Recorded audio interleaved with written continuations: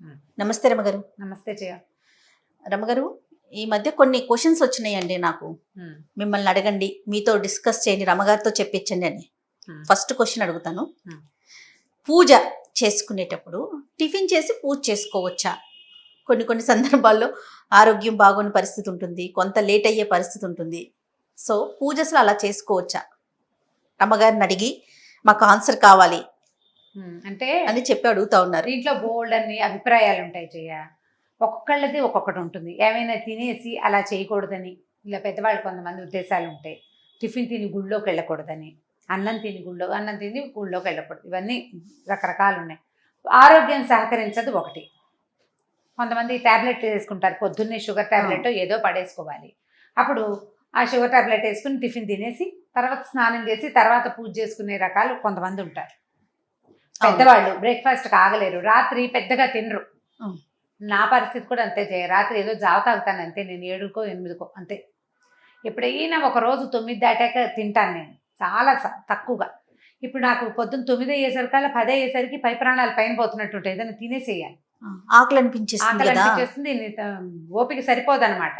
ఇలాంటి వాళ్ళు ఏం చేయాలి? ఇలా బోల్డ్ ప్రశ్నలు ఉంటాయి. నేనేమనుకుంటానంటే, అంటే ఇప్పుడు బేసిక్ థింగ్స్ నుంచి రావాలి వీటికి. మనం పూజ అసలు ఎప్పుడు చేయాలి? మార్నింగే చేసుకోవాలి. పొద్దున్నే చేయాలి. పొద్దున్నే అంటే 9 లోపు. 9 లోపల నీకు బ్రేక్ఫాస్ట్ చేసేయాల్సిన అగత్యం సాధారణంగా ఉండదు. 10, 11 అయితే ఏదైనా తినాలి. మొట్టమొదట పూజ ఎప్పుడు చేయాలి అనే దానికి ఒక నియమం ఏర్పరచుకోవాలి. పెంద్రాళ్ళే లేచి గబగబా ఇల్లు వాకిలి చిమ్ముకోకుండానో, ఊడ్చి తుడవకుండానో, పని వాళ్ళు వస్తే వాళ్ళు చేస్తారనో, లేకపోతే దేవుడి గది ఒకటి తుడుచుకుందామనో ఏదో ఒకటి ఆలోచన చేసి ఒక చెంబు నీళ్ళు పోసుకుని చక్కమని దీపారాధన చేసుకుని ఏదైనా 4 పువ్వులు పెట్టుకుని చిన్న పూజ ఏదైనా చేసుకుని ఒక పండో ఫలమో ఇంకొకటో నైవేద్యం పెట్టేసుకుని బయటకు వచ్చి మిగిలిన పనులు చేసుకున్నావు అనుకో, టిఫిన్ చేస్తావు, అందరితో పాటు నువ్వు కూడా తినేస్తావు. అలా కాకుండా స్నానం చేయకుండా అలాగే ఉండి మెల్లిగా ఆ పని ఈ పని చేసి పిల్లలకి బ్రేక్ఫాస్ట్లు పెట్టేసి మగవాళ్ళకి బ్రేక్ఫాస్ట్ పెట్టి వాళ్ళని బయటికి పంపించి లేదా ఆఫీస్ పని మీద కూర్చోబెట్టి ఆ తర్వాత నువ్వు స్నానం చేసి ఆ తర్వాత నువ్వు చేయాలంటే వీళ్ళందరి కోసం చేసిన టిఫిన్ ఏమో చల్లారిపోతుంది, నీకు నీరసం వస్తుంది, తినేయాలనిపిస్తుంది, అప్పుడు ఆకలి అనిపిస్తుంది కదా. ఇప్పుడు ఎంతసేపు మనకి ఆత్మారాముడు గోల పెడుతుంటే అసలు రాముడు పూజ ఏం జరుగుతుంది? సరిగ్గాను జరగదు కదా. అందుకని మన విధానాలు కొంచెం మార్చుకుంటే అసలు ఈ ప్రశ్నలు రావు. ఎలా అంటారు? ఎలా? నువ్వు పొద్దున్నేలే, దానికి ముందు రోజు రాత్రి పెందరాళ్ళే పడుకో. రాత్రి 2 దాకా కూర్చోవద్దు. పిల్లలుంటే వాళ్ళ దారిని వాళ్ళు ఉంటారు, నీ దారిని నువ్వు పడుకో. కావాలంటే పొద్దున 1 గంట పడుకోవచ్చు. పెందరాళ్ళే లేవటం, లేవగానే అత్యవసరమైన 2-3 పనులు చేసి తొందరగా స్నానం చేసేయటం, స్నానం చేయగానే పూజో పునస్కారమో చేసేసుకోవటం, దీపారాధన చేయటం. ఇప్పుడు పూజ పెద్ద పూజ చేస్తారు కొంతమంది, చాలా అవి ఇవి చదివి అందరూ బయటికి వెళ్ళాక అప్పుడు నిదానం మొదలుపెట్టి చదువుకోవాలనుకుంటారు చూడు. వీళ్ళు ఏం చేయొచ్చు అంటే మార్నింగ్ ఏదో చిన్న కప్పు కాఫీయో హాఫ్ కప్పు టీయో కాకుండా ఓ గ్లాస్ జావ తాగటం, ఒక అరటిపండు తినేయటం, ఓ 4 బాదం పప్పులో 6 బాదం పప్పులో రాత్రి నానబెట్టిన ఉంచుకుంటే చక్కగా ఒక 1/2 డజన్ బాదం పప్పులు తినేయటం. అప్పుడు మీరు నిదానంగా స్నానం చేసి 9:30కో 10 గంటలకో పూజ చేసుకోవచ్చు. పొద్దున్న తాగిన జావ ఉందా, గ్లాసెడ్ జావ ఉంది, అరటిపండు ఉంది, లేదా బాదం పప్పులు ఉన్నాయి. వీటిలలో ఏదో ఒకటి ఉండటంతో మిమ్మల్ని అది సపోర్ట్ చేస్తుంది.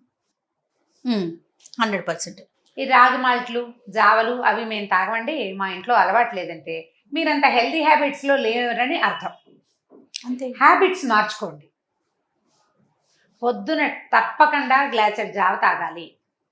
హార్లిక్స్ తాగుతారు కొంతమంది, అవి మార్నింగ్ టైం తాగేసేయండి. బాదం పాలు తాగే వాళ్ళు ఉంటారు, బాదం మిల్క్ తీసుకుని తాగుతారు, ఆల్మండ్ మిల్క్, అవి కోకోనట్ మిల్క్ తాగుతున్నారు ఇవాళ రేపు హెల్త్ కోసం.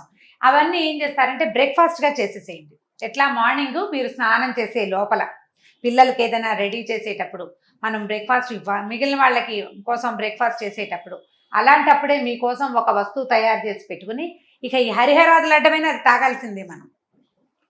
అప్పుడు టిఫిన్ చేయక్కర్లా. కానీ పొట్టని మార్చి పూజ దగ్గర కూర్చుని ఏవో అవి ఇవి చదివిన కొందికి ఆకలేస్తుంది. ఆత్మారాముడిని క్షోభ పెడుతూ చేసే పూజ రాముడు స్వీకరించడమా చాలా ముఖ్యమైనది, అది అర్థం చేసుకోవాలి. మనకు నియమం కావాలి. టిఫిన్ తినకూడదు, టిఫిన్ నువ్వు పళ్ళలో పెట్టుకుని ఏదైనా పచ్చడి నలుచుకుని నిదానంగా తింటే టిఫిన్. ఒక గ్లాసెడ్ జావకేముంది, కాఫీ లాంటిదే అది కూడా. ముందు ఆకలితో కూర్చుంటే రమ్మగారు ఏకాగ్రత ఉండదండి, ఏకాగ్రత ఉండదు. మీరు మనం పొట్టలో దృష్టి పెట్టలేకపోతాం. ఒక పదార్థం ఉంటే అది మీకు ఆకలి వేయదు. రెండోది ఏంటంటే చాలా ప్రధానమైంది, శరీరము ధర్మ సాధనాల్లో అత్యంత ముఖ్యమైనది. బతుకుంటే బలుసాకు తినచ్చు అంటామా మనం? అంటాం కదా. సరిగ్గా ఉంటే, హెల్దీగా ఉంటే ఏ పూజ అయినా చేయొచ్చు, ఏదైనా చేయొచ్చు. మనం పగలల్లా శుభ్రంగా తింటే రాత్రికి ఉపవాసం ఉండొచ్చు. అవును. శరీరాన్ని కష్టపెడుతూ చేసేటువంటి ఏ భక్తి మార్గమైనా భగవంతుడి ప్రశంసకి నోచుకోదు. ఇది తెలివిగల పని కానే కాదు, అసలు చేయకూడదు ఆ పని.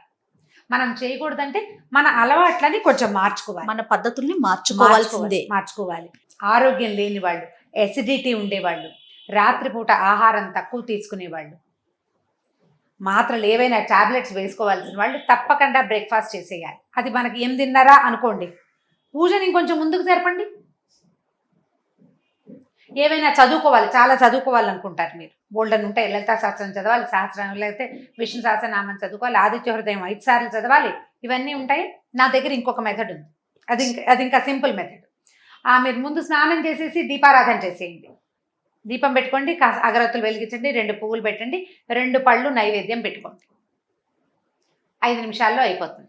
లేచి యువతలకు వచ్చి టిఫిన్ పని చేసి టిఫిన్ తినేసేయండి. టిఫిన్ అయిపోయాక మీరేం చదువుకోదలుచుకున్నారో అది చక్కగా కూర్చొని చదువుకోండి. ఈజీ కదా? ఈజీనే, కానీ తినేసి చదువుకోవచ్చు అంటారా? ఎందుకు చదువుకోకూడదు? నీకు ప్రధానమైనది ఏమిటి? దేవతకి అర్చన. అది నువ్వు చేసేసావు భక్తి శ్రద్ధలతో నువ్వు అర్చన చేసేసావు. ముందే నువ్వు పువ్వులు పెట్టావు, దీపారాధన చేసావు, అగరవత్తులు చూపించావు, పండు ఫలము పాలు కాచిన వేడి పాలు ఏవో నైవేద్యం పెట్టేశావు. పెట్టిన తర్వాత చదువుకోండి. పొట్ట స్థిమితంగా ఉంటుంది, పనులు అయిపోతాయి, మళ్ళీ లేచి అటు ఇటు వెళ్ళక్కర్లేదు, ఆకలి మీదకి ప్రాణం పిలవదు. నిదానంగా కూర్చుని చదువుకోండి. ఈ రోజుల్లో చాలామంది ఆడపిల్లలు, నేను చెప్తున్నాను కదా, నేను కూడా ఇప్పుడు షూట్కి పరిగెత్తుకుంటూ వచ్చేసాను. నేను వెహికల్లోకి ఎక్కాక అప్పుడు మెల్లిగా రామరక్షా స్తోత్రం చదువుకున్నాను. బ్రేక్ఫాస్ట్ చేసేసాను. నేను డ్రైవ్ చేస్తూ కూడా చదువుకుంటా. ఎక్కడికైనా వెళ్తూ క్యాబ్లో చదువుకోవచ్చు, కారులో కూర్చొని చదువుకోవచ్చు. ఈ చదువు పూజ 2 ఒకేసారి చేయాలన్న ఆలోచన చేయక్కర్లా. మీరు అలా అనుకున్నప్పుడు మన పద్ధతులు విధానాలు మార్చుకోవడం, ఉదయాన్నే లేచి చేసేసుకోవాలి. అలా కుదరని పక్షంలో మీరు ఇలా చెయ్యండి. స్నానం చేసే ముందు ఒక 8-10 నిమిషాలు ఇస్తే చాలా, అంతకంటే టైం ఇవ్వక్కర్లా దేవుడి దగ్గర. ఈ 4 పనులు చేయటం: దీపం పెట్టుకోవటం, దీప ధూప నైవేద్యాలు 3, పువ్వులు, నమస్కారం చేసుకోవటం, లేచి యువతలకు అక్కడ దేవుడి దగ్గర చదవలసిన తొలి శ్లోకాలు కొన్ని ఉంటాయి. ఇవి అలా కాదు, మేము సంకల్పం చెప్పుకుని పూజ చేసుకునే వాళ్ళు కొంతమంది ఉంటారు. అవునండి. రోజు సంకల్పం చెప్పుకుని నిత్య పూజ షోడశోపచారాలు చేసే అలవాటు ఉన్నవాళ్ళు మీరంతా చక్కగా జావ తాగేసి ఈ పని చేయండి. ఏదో ఒకటి తాగేసేయండి, ఆత్మారావుని శాంతిపరచాలంటారు. ఇంత కాకుండా బాగా ఆ మాత్రం తీసుకోండి. పెద్ద గ్లాస్ తీసుకోండి. ఒక అరటి పండు తినండి. పండుకి ఏ దోషము ఉండదు, ఏమి ఇబ్బంది, శుభ్రంగా తినేసేయచ్చు. బాదం పప్పులు నానబెట్టుకోండి. ఇప్పుడున్న సిచ్యువేషన్లో కూడా బాదాంలు, తర్వాత ఏమో వాల్నట్స్ చాలా మంచివట. ఈ 2 నట్స్ చాలా మంచివి. బాదాములు రాత్రి నానబెట్టుకోండి, పిల్లలకి పెడుతుంటారు చాలామంది, పెద్దవాళ్ళకి పెడతారు. ఒక 6 పప్పులు తినేయండి. దానికి ఏం అనుపానాలు అక్కడ తోలెచ్చుకోవడం, నోట్లో వేసుకోవటమే.